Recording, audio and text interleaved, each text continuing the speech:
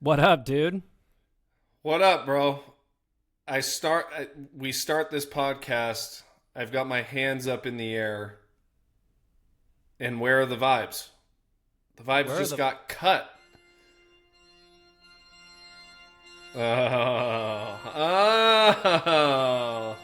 Oh. Just wish it was me up on that altar, boy. I thought, didn't we already go through this in 2020? Man, last podcast as an unmarried man. That's right. That is right. Sorry, gents. Sorry, gentlemen. I'm off the market. With a mustache like that, it was bound to happen. You know, It was. It's definitely a hard day for me, man. As your true first spouse, you know, the relationship we've had over the last 5 years, I get it. Look, I was two-timing you. And I get that may have hurt your feelings, but I have enough love for you too, man. And I'm just disappointed that we have to end like this. It's all right. We're both now going to be each other's official side pieces. So, you know. Sierra, if you're listening to this podcast, you take care of that man. I've done my best. All right. Enough with the shenanigans, dude. You tried to catch me off guard with that start. Welcome back to the Pursuit of Property podcast. Today we're talking a little bit more on the somewhat sales, but also operations side. This is something that I'm actually kind of excited to talk about. And it has a lot to do with the fact that I've just been going through this and talking about growing our team and maintaining our culture and making sure that we're setting our company up for success. So I want to talk about our hiring process, this most recent set of hiring. And I want to go through it a little bit with a fine-tooth comb and share our thoughts and get people's feedback. Let's do it. Let's rewind the clock. When you and I started with Pinnacle, what was your experience of getting hired to the company?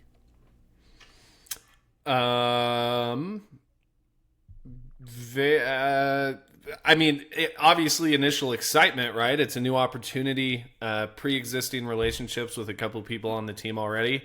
If we're talking about the actual hiring process, for me, there wasn't one.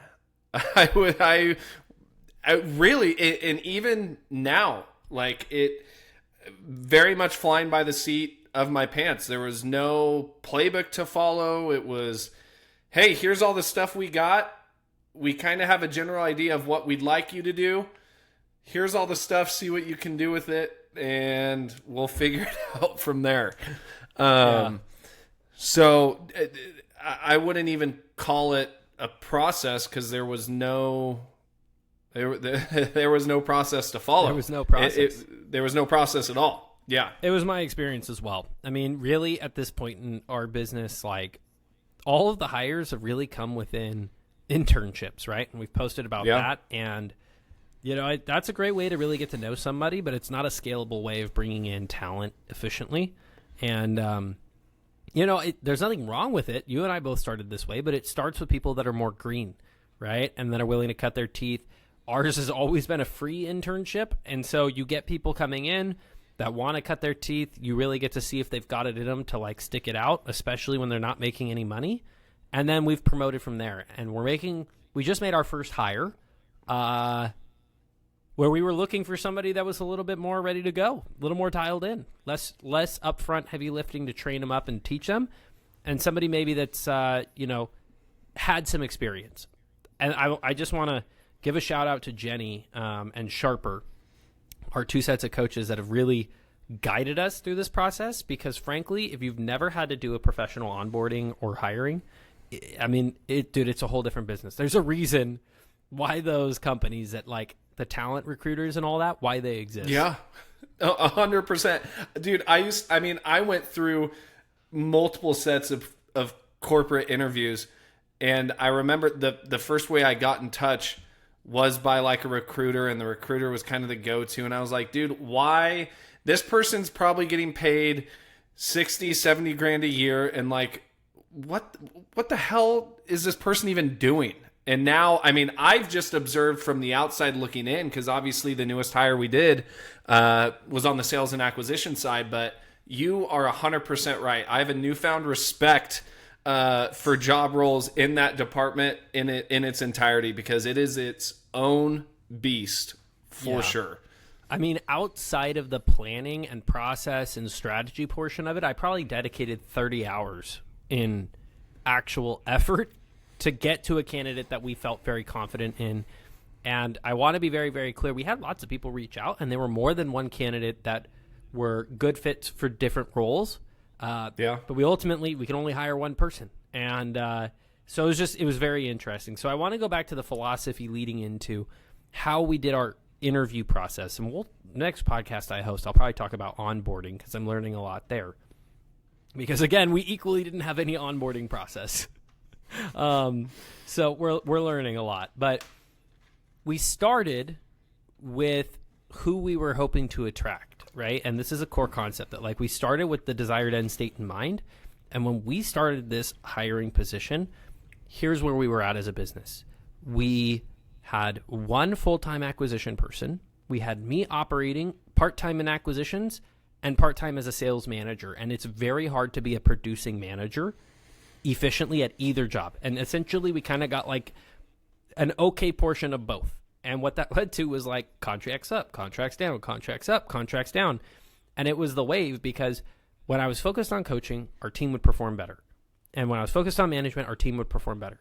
But then when I was focused on acquisitions, I would go sign a bunch of deals, but then the team has no support, and there was like a lack of communication, and it was this roller coaster of inconsistency, which we can't have. Yeah. And so we made the difficult decision that although this market has not been, the COVID market where everybody's making a ton of money hand over fist, that we would invest in getting somebody that has high caliber, that could come in and be a momentum booster for not only the team, but also for themselves, right? Like to create an opportunity where they're doing something they love while also helping our company. And we made a tactical decision when looking that one of the struggles we were having is we span a 4-hour geographical market. And that poor Marissa is driving 2 hours to Modesto and the next day driving 2 hours to Bakersfield. Ugh. And no salesperson is ever going to perform at their absolute best driving 2 hours there and back every single day. No. And so we had to pick Modesto or Bakersfield. And we made a decision to go with Bakersfield because it is the market that we have more consistent deals in already. And so we're kind of playing into our strengths that we already do a decent amount over there.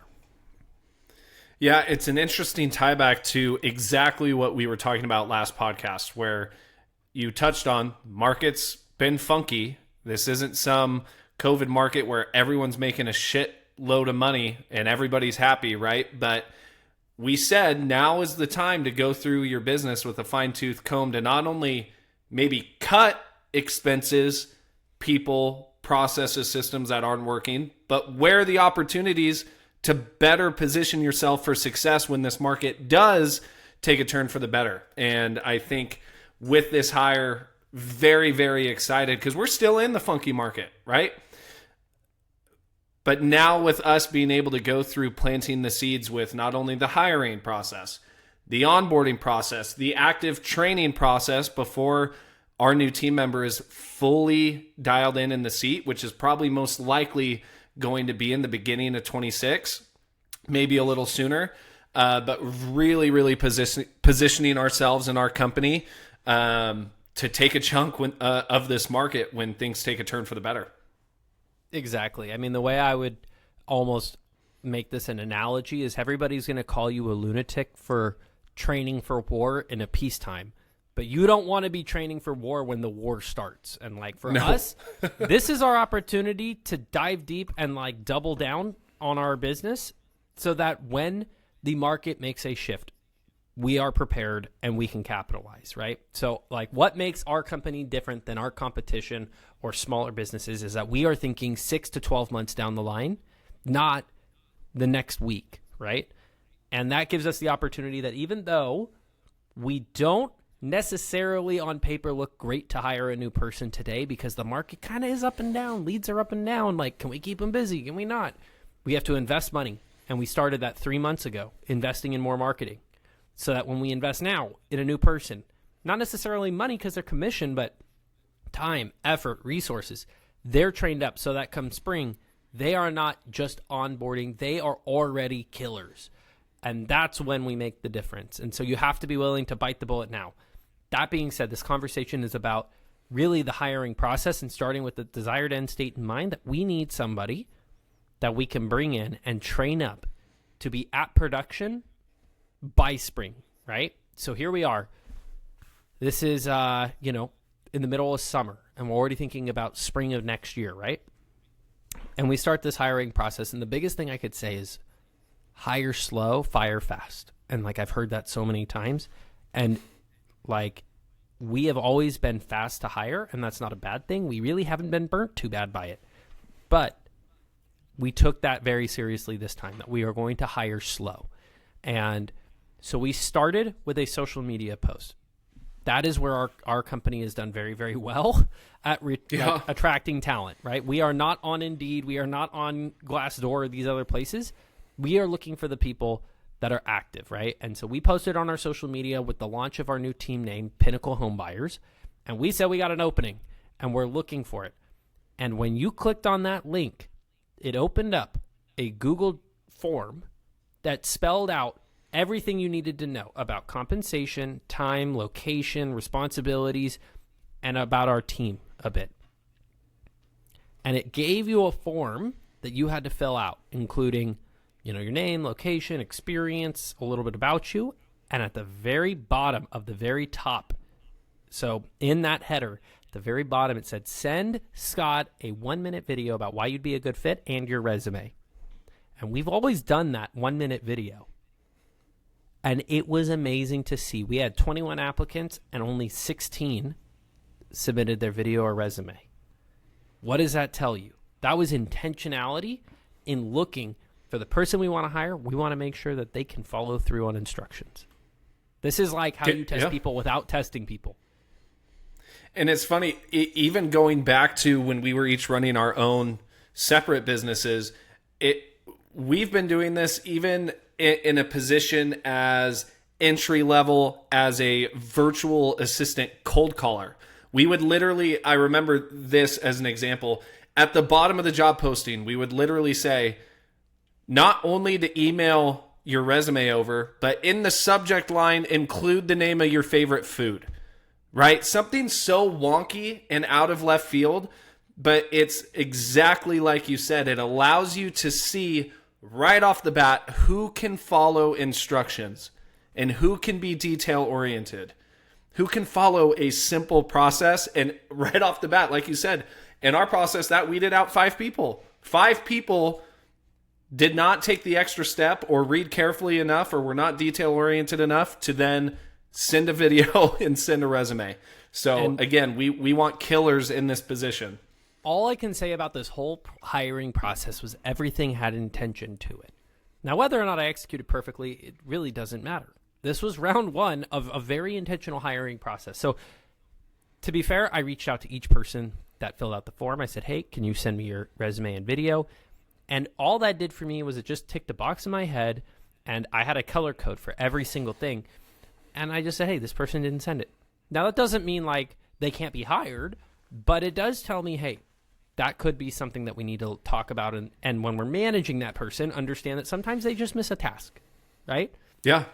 And so it was just interesting. That was the very first level, right? So, 16 people make it through there. And I kind of want to pull this up so that I can speak all the way through, because it's interesting to see how quickly you can filter down to like the people that really hit your desired end state. So step 1 was that. And frankly, we didn't make any real significant decisions based off of those videos. It was more to see if they would do it. And it gave me the opportunity to kind of get to understand who exactly applied. So after that, I'm looking. We had 16 people. And the very next step was for me to reach out to those people. And what kind of worked out about this, that wasn't intentional but worked, was you and I were at your bachelor party that weekend. So we put out the post on a Wednesday. And the prompt said very clearly, you'll be hearing from Scott on Monday or Tuesday. The very next piece was what I called a core values interview. It was a 5-minute phone call out of the blue, unscheduled, with the person, just to go over one of the responses that we asked for, which was, what are your core values that shape your personal and professional life? The intention there was to understand their core values.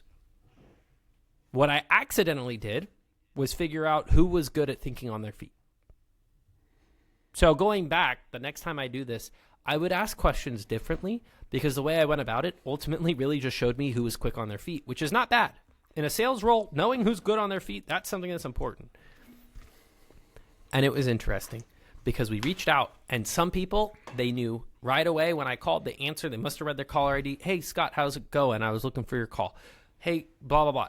Other people, I had to actually explain that they filled out this form on, the weekend that I was going to call you, and they were like, oh, I really wasn't that interested. Never mind. And right there, it dropped from 16 down to 1, 2, 3, 4, 5, 6, 7 people.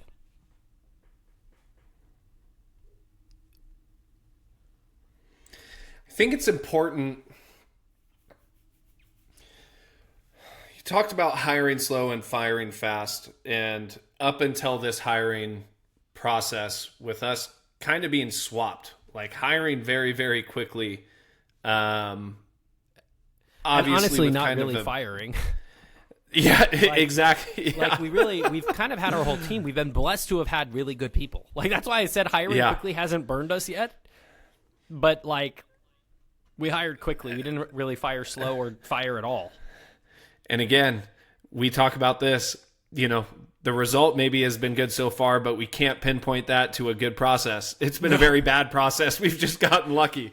It's dumb luck. It's that quadrant of dumb luck. You didn't follow the process, but the result ended up great. Yeah.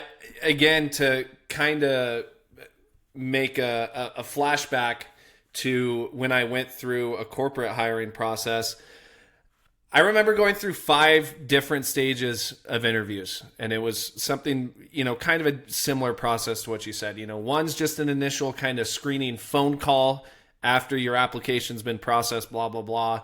That's with the recruiter. Then you have a phone call with the hiring manager. Then it was a Zoom call directly with the hiring manager. Then it was a panel interview with, again, the list goes on. And I remember going through that again, and this was like a 2.5 month long process. And I remember just being like, dude, this is this system's broken. Why is it taking 2.5 months? Why are there all these processes? And again, as you're talking through this process, there is absolute importance to these different stages of interviews because they all serve a different purpose. And now being in the seat of, in the leadership seat of seeing this, our own company go through this type of hiring process, again, it just finally clicked like, okay, each one of these things serves its own purpose. Each one is bringing value in its own way. And I fully understand why, again, corporate, everything takes longer, but why they do it the way they do, why we did it the way we did, because it very much helps you find the most qualified candidate and the best person for your team. And let me ask you this. How long have you been with your fiance? Over 4.5 years. Did you marry her fast? No. Now, I'm not saying divorce her quick or anything. But the point is, you are starting a relationship. You want to make sure that you vet that before you sign up for it. That's all I'm saying. So it was just interesting to see this. And honestly, I've never been through a corporate interview. So I probably should have consulted with you more frequently. Luckily, I had great coaches really giving me guidance. But 100%. Step 1 was fill out a form. I mean, that's not that much of your time. It's not super difficult. Very low barrier. We got the most people. The next was a phone call. And you had to kind of you had to do certain things to not be able to make it past the phone call because, frankly, my intention was to find your core values, and what I really found was if you could think on your feet. And again, I'm not looking necessarily for just the guy that's the best at thinking on their feet. I'm looking for the best culture fit.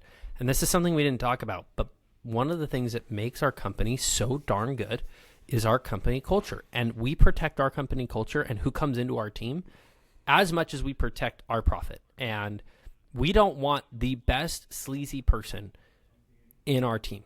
I don't care if you are the best salesperson ever. If you don't follow our core values, I don't want you. And they've proven that. Like, bad culture fits that are high performers are worse for your company than low performers that have good culture fit. Like, that's studies that have come out from different business analytics. And so it's just interesting that, like, that was a huge part of this. I wasn't hiring just to help our business make more money. I was also hiring with the intention of protecting what we value the most, which is a group of people that enjoy working together, that follow our vision, mission, values, and go from there. So call 2 was 5 minutes of your time. The form was 1 minute video, which probably took, let's call it 5 minutes, and then filling out the form, which took like 30 seconds. So not much time into it. And dude, we paused between every single stage to really review, did that do what we hoped? What do we know now? And we were very lenient on like, okay, this person can continue, right? So then it gets to the third stage, and this is where I really thought I thought it was kind of tricky and kind of interesting, which was after you had the 5-minute phone call with me, that really was like it's an introductory call. The people that passed that, and by pass that, I mean they answered their phone, they had the conversation, they weren't an immediate culture or issue, right? They got moved along to a role play interview. And this was role specific. We are hiring somebody whose intention is to go out and be the forward-facing person for our business. And we were looking for somebody that has a little bit of a knack, right? They didn't necessarily have to have experience in this exact field, but they had to have some of those soft skills already. Yeah. And this is where I felt it got really kind of interesting. The purpose of this interview was not necessarily to see how they negotiated or anything like that, because we can teach you that. It was to test how you handled the situation. And we graded each call. So let me start with like how we set up the premise, and then let me talk about how we graded it. I sent an email to every candidate that qualified for the role play, setting a specific time to talk the following week with all of the notes from a real seller we had in our system with real motivation, exactly like how they would have gotten it if they were already a part of the team. And in it, I said, give me a call in role as if you are a part of the team already. I will be role playing as the seller. Your job is to buy this house for this price. Go after it. I gave him no instruction on how to handle it. I gave him no instruction on anything. You are not in sales daily, but I would be able to see how you react. And I would see if you have maybe some of the natural instinct on kind of how you navigate that. It's almost like kind of like that thing where they say, sell me the pen, except instead of just some arbitrary object, it's like, this tests what you know about the business, what you know about our business. Like, did you research our company at all? Did you have any experience in real estate and how people operate? Like, it just showed a lot about the soft skills, and it's very hard to measure. Is that fair? Yeah, 100%. You sat in on a few of them. Before I talk about how we grade them, what was your experience like listening to some of those calls? Was I pretty good at staying the exact same for every call, giving the same amount of leeway, the same amount of pushback? Like, what did you see?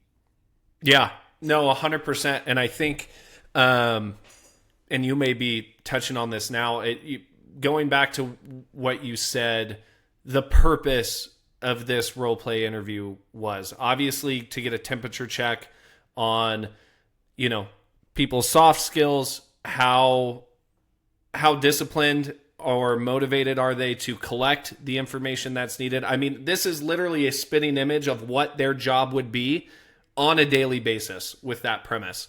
I think one of the other big things that we were trying to pull from an interview like this is not only all of that information, but how well can you take constructive criticism and feedback and implement it? I want to get to that because this is the part that Jenny told me that like blew my mind. And honestly, I'm thinking about it right now. Like, we're going to post this and we're going to follow a similar process. If somebody gleans our intention from this podcast, it would tell me that they're the right kind of fit because they're watching our podcast. But we had a scorecard on how they performed. And here's some of the questions, right? Just an example. Was their tonality appropriate to the seller? Did they mirror and match seller's energy? Did they search for a deeper reason for why? How well did they create a sense of relationship versus a transaction? Did they stay in character? You got points if you just stayed in character versus broke character and said, I don't know what to say, I'm sorry. Right? Because that's a tendency people that don't have sales skills do, because this is a weird situation to role play with somebody that you know is not a real seller. Yeah. And then lastly, I asked them to rate themselves out of 10. This teaches me a little bit about their subjective understanding about how they felt they did.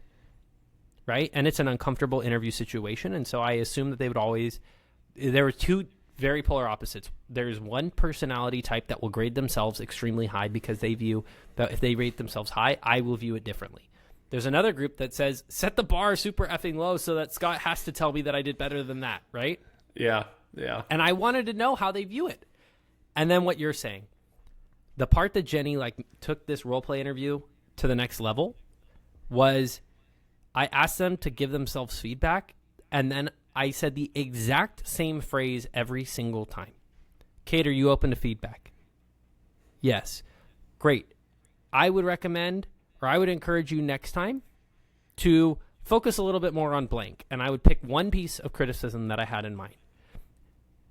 And then I would say, are you open to retrying it? Two things. One, some people took that as they failed. And some people took that as, yeah, absolutely. I would love a second chance at this. Right? And then I would listen to see if they repeated the good things they did before and added the feedback I gave them. Some people, it was interesting, they would take my feedback and they would stop doing the good things that they did last time, and then they'd just do the thing I did or I said. And that's not helpful for a salesperson. I can't give you coaching and then you forget to do the other things that you did. My goal is to help elevate, not to replace. And then the wildest part was some people just didn't even make a difference. And I'm not trying to badmouth anybody, and that's why I'm not using names, but one person I said, you need to focus on just listening more and talking less. And dude straight up talked more the second time than they did the first. And I was like, whoa. That was the opposite Complete of the opposite. suggestion. And I took that as, if they're uncomfortable, they have nerves, and look, at the end of the day, I don't know how I'd perform in that situation, but I'll tell you this, a lot of people did a great job of following through on at least doing the suggestion I said, even at the cost sometimes of them not doing the good things they did before. This is the level of intentionality that every step had. And I think other people were thinking oh, what price did I end up locking him in at? I mean, I'm curious because I wrote it down, what the different prices were. So I gave them the buy price that they had to buy it between 160 and 180,000. People bought it at 165, 175, 180, 185, 190, 210, and 162,438. Just that was just interesting to see. Everybody had the exact same instructions. Everybody talked to me. Now look, I'm human. I'm not a robot. I'm not AI. I did my absolute best to give the exact same pushback, the exact same concerns, and respond how this seller would have responded, because frankly, I had done the intake and talked to that seller. So I knew every single way that seller reacted. When I made a comment, I knew what pushback. I knew all the different, there were 18 different reasons why they had motivation. Nobody even got close to the level of motivation that person actually had. So it was very interesting because it taught me a lot about where we would focus on with each person if they were to come onto our team. Hey, we'd have to focus on motivation. We'd have to focus on listening. We'd have to focus on anchoring deep and not being scared to throw out a price. We're going to have to anchor on not talking about yourself, talking about the seller. These are the levels of intentionality that came from just this role play interview. That being said, go for it. I was just going to say, I would argue probably the most impactful interview in the sense that And obviously you would know whether it was the most impactful or not. But from the outside looking in, just going through a role play type interview that not only is role specific for the role that we're hiring, but it's also an exact scenario of what they would be doing in the position.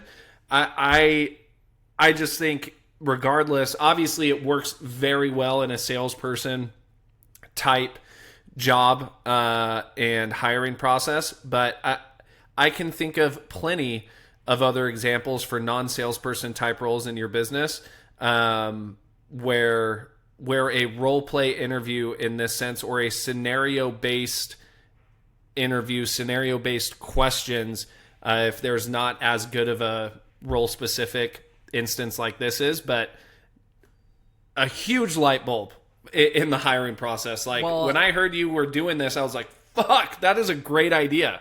It was just like, I would never have thought of it. And frankly, like, the feedback I got from the coaches was like, you need more objective, like, decision making versus subjective, because the first part was very subjective. Like, my questions didn't fully really get me anything objectively about their core values. It just got how quickly they can think on their feet. Yeah. And so what was interesting was we tracked their original score and their improved score and the percentage of increase. And so, of course, like, the people that started out really high, they can't increase as much. The people that started out really low, the highest one increased by 53%. They got 53% better in Scott's, scoring process. That being said, we ended up taking the two people that ultimately both started with the highest score, and they were the second and third most improved overall. And so it was a more objective, data-driven decision on who we would move forward to the final round, which would be the panel interview. And this was also interesting, and I want to hear your experience because you were part of it a bit, was the panel interview and the level of intentionality that went into our questions, how we handled it, the scoring portion of it. Because, bro, you and I have done panel interviews with people, and it was never this dialed in. Yeah, I think I trace it back to why. Asking the question why, right? And it's, okay, why ask somebody to send in a 60-second video and have it be the last thing on the header of the application, right? Why do a 5-minute introductory call? Why do a role play interview? Why do a panel interview? Now, again, obviously, this is a acquisitions and salesperson role. You are the direct manager, the direct report in the exact department that this person's going to be in. So why bring in myself, who is in a complete opposite department in operations, in for a panel interview? Why bring in anybody else if you're going to be that direct manager, you're that direct report? And I would say, one, it's always good to have additional filters when the hiring of this person is going to be so important and so vital to the company. I may ask a question that you may not have thought of. Jason may have asked a question you may not have thought of. Jason or I may have caught something about said candidate that may have just gotten lost in the filter during the hiring process, right? It's always better to have that second set of eyes, especially when you've got a leadership panel of people who deal in all aspects of the business. You're in a different department. Jason's doing a different role. I'm in a different department. But all of us have such immense collaboration, regardless of our roles and responsibilities, that it's essential, I would argue, to have other people involved on the panel interview, leadership members, obviously, case in point, to just get a better all-around gauge of the candidate and second opinions and voices, and really just foster a collaborative process between the leadership members of our team. Yeah, I mean, like, a point of clarification would just be, we're not so big that you're not going to interact with this person. And we're not so big that the owner's not going to interact with this person. And, like, we went through, and in building out the roles and responsibilities, I built out months ago what the acquisitions persons, who we're looking for. And we went through 15 traits out of like 60. I picked 15 of the most important, and I graded the minimum level of excellence that they could be in order for them to be part of our team. For example, integrity was a 10. You cannot come on our team if you are not a 10 out of 10 in integrity. I do not want a person with that much sway on the way they represent our business to not be somebody who I can trust fully, wholeheartedly to go and represent me without me being present to a seller, right? We've seen plenty of bad actors in this business. This role requires 10 out of 10.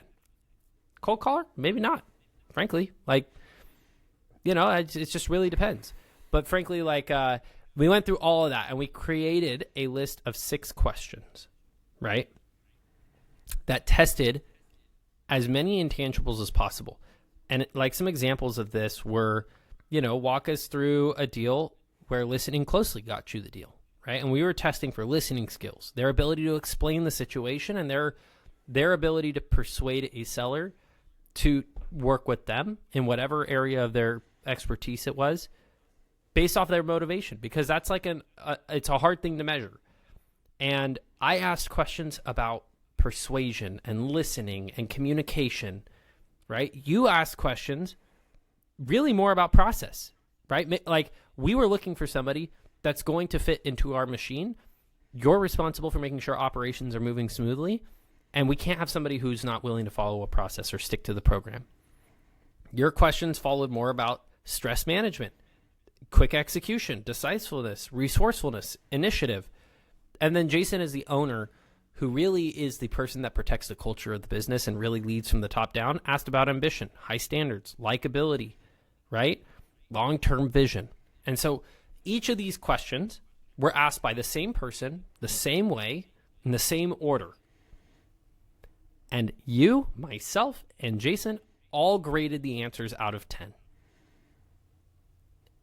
And then we added up the scores and we averaged it. And it was another way to see, do they fit objectively, or as objectively as you can, because it's the objective result of subjective opinions. Did all 3 of us, how did we view them? What was their average score? And we went through that. And what was interesting was, no surprise, by filtering down from the initial form to the 5-minute call to the role play, we only had 2 candidates, and they both scored exceptionally well. And we ended up going with the candidate that was based out of the original market that we set out to find. Because unfortunately, we had a super solid candidate who lived in town, and although they were performing, we had to make an executive business decision that strategically for the business, does it make sense, if our desired end state was to have somebody local, to hire somebody who is of equal skill but disadvantaged at being, you know, geographically far away. Having 2 people in Fresno splitting this territory, they're still going to have to drive a ton. We set out to find somebody in the Bakersfield market or the South Valley market, and that's what we bought. Who we ended up hiring. Yeah, I think an unforeseen benefit too of this scoring that you're talking about is my scores, your scores, and Jason's scores. We were scoring live as the interview was going on, and each of our blind. That's exactly what I was going to say.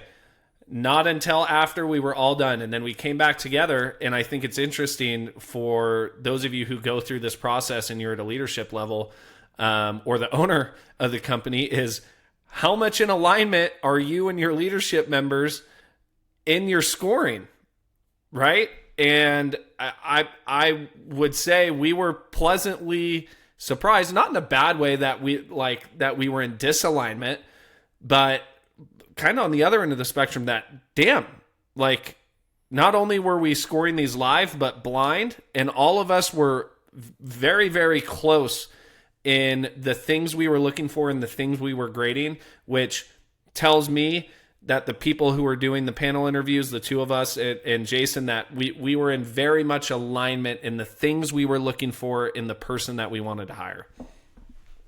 That's it, dude. I thought overall it was just interesting to share this process. I mean, the next time we talk, I'll probably talk about a little bit about what we're doing on onboarding, but this is like the 20% that makes the 80% go better. And I felt the pressure to make this higher because we said we wanted a butt in the seat by September. so that come October when we meet with our coach, we have a 30-day look back. But, I was talked away from that edge and said, look, do you want to rush this hire? Because at the end of the day, the person that comes into this seat is responsible for the production that feeds all 15 other families.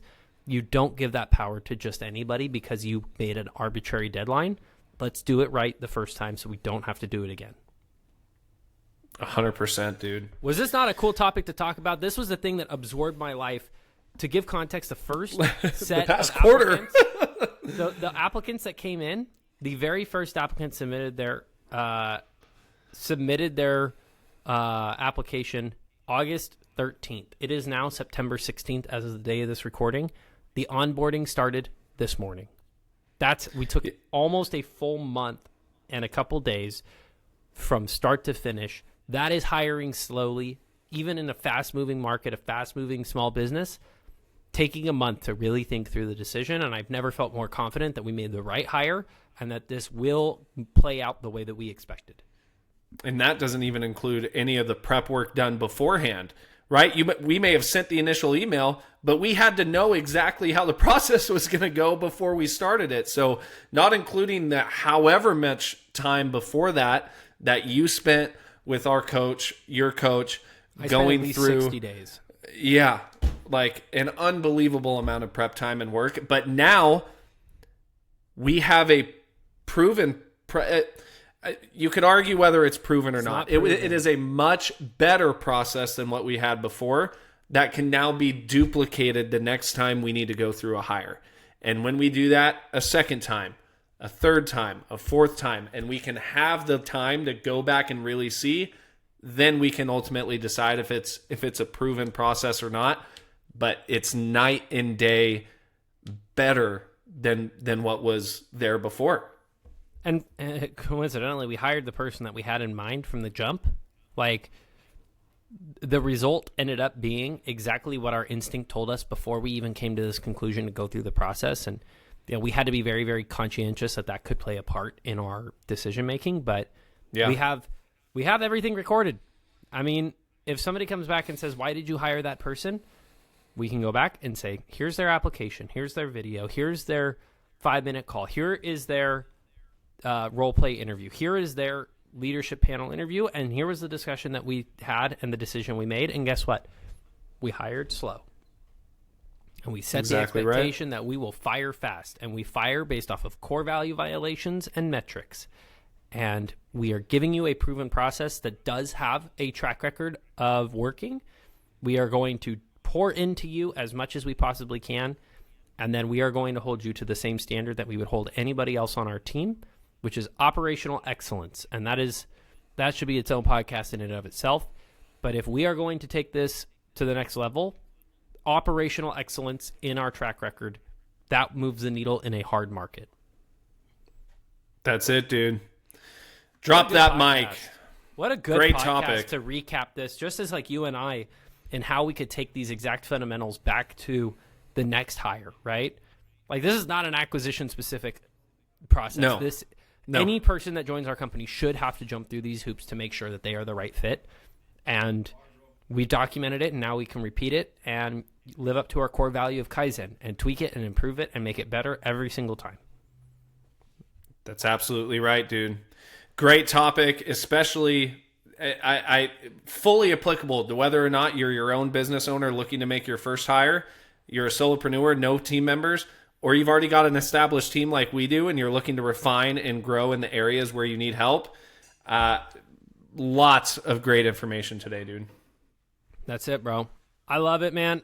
I am wishing you the best. For those that are not aware, the next time you see Kate on this screen, he's going to be wifed up. This man is going to be off the market. So enjoy that freedom mustache one last time. After that, you're coming back in handcuffs. You're going to be locked down, dude. That's right. What, one hand to her and one to you. Like that's what it's going to be. All right, guys. Well, thanks for tuning in to the Pursuit of Property podcast. We'll see you guys in a few weeks after I get back from some time off. Enjoy, dude. Enjoy your time off. Good luck, and we'll see you guys when we see you. There it is.